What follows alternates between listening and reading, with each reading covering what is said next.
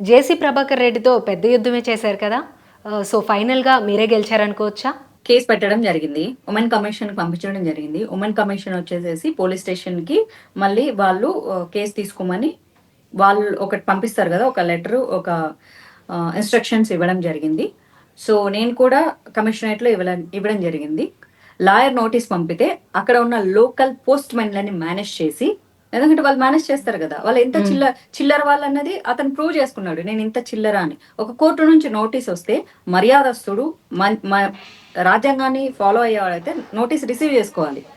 పోస్ట్‌మెన్‌ని కూడా బెదిరించి దాన్ని మళ్ళీ మాకు రిటర్న్ వచ్చేలా చేశాడంటే వాళ్ళు ఎంత చిల్లర బుద్ధితో ఉన్నారు అన్నది మనకు అర్థమవుతుంది. సో, దీన్ని ఇంతటితో వదిలేసానంటే నేనేం వదిలేయలేదు. సారీ జెప్పేసి, క్షమాపణలు జెప్పేసి వాళ్ళ అడ్వకేట్ తనకు సలహా ఇచ్చి, "ఇది చాలా పెద్ద మాట అన్నావు.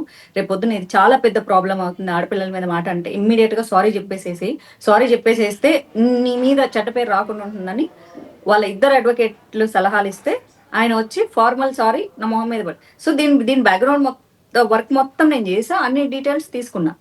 ఓకే. ఆడపిల్లల మీద ఏ కామెంట్లు చేసినా సరే వాళ్ళు కోర్టుకెళ్తే చాలా పెద్ద ప్రాబ్లమ్ అయితుంది. వెంటనే సారీ చెప్పిచ్చేసారు. సరే ఆ! పార్టీలు కూడా ఇన్వాల్వ్ అయ్యాయి. అలయన్స్ పార్టీతో ఉంది. వెరీ అన్‌ఫార్చునేట్ అలయన్స్ ఉంది. ఆ అలయన్స్‌లో బీజేపీ ఉంది. ఆంధ్రప్రదేశ్‌లో బీజేపీ డమ్మీ రోల్ పోషిస్తూ ఉంది. ఒప్పుకొని తీరాలది. అక్కడ అధికారం ఎవరిదైనా ఉంది అంటే టీడీపీదే ఉంటుంది. సో, బీజేపీ హావ్ యాక్చువల్లీ చెప్పాలంటే 1% రోల్. అందరూ అనుకుంటారు అలయన్స్‌లో బీజేపీ ఉందని. అలయన్స్‌లో బీజేపీ ఉంది. అంతే. ఓకే. బీజేపీలో మాధవీలత గారు ఎప్పటినుండో ఉన్నారు.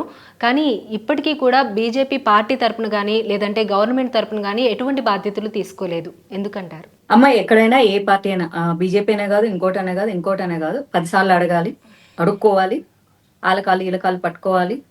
పోయి 10 సార్లు, 20 సార్లు నాకొక పోస్ట్ ఇవ్వండి అని నెత్తిన రుద్దితే అప్పుడే ఇస్తారు. అది ఎక్కడైనా అంతే.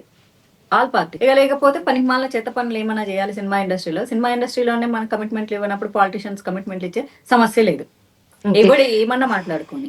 ఎందుకంటే పత్యాపారం చేయాలంటే దానికి పాలిటిక్స్ అక్కర్లేదు. సినిమా ఇండస్ట్రీ చాలు. Will give lot of money, name, fame. Politics lot of money ఇవ్వదు. సినిమా ఇండస్ట్రీలో ఉంటే హేట్రెడ్‌నెస్ అంతగా రిసీవ్ చేసుకోం. పాలిటిక్స్‌లో ఉంటే చాలా హేట్రెడ్‌నెస్ రిసీవ్ చేసుకుంటాం. పైగా డబ్బులొస్తాయి ఆ పొజిషన్‌లో ఏం రావు. ఎందుకంటే political party is like a NGO services. అంతే. ఎంత పని చేసినా గ్రాటిట్యూడ్ ఉండని జాబ్ ఏదైనా ఉంటే పాలిటిక్స్ మాత్రమే ఉంది.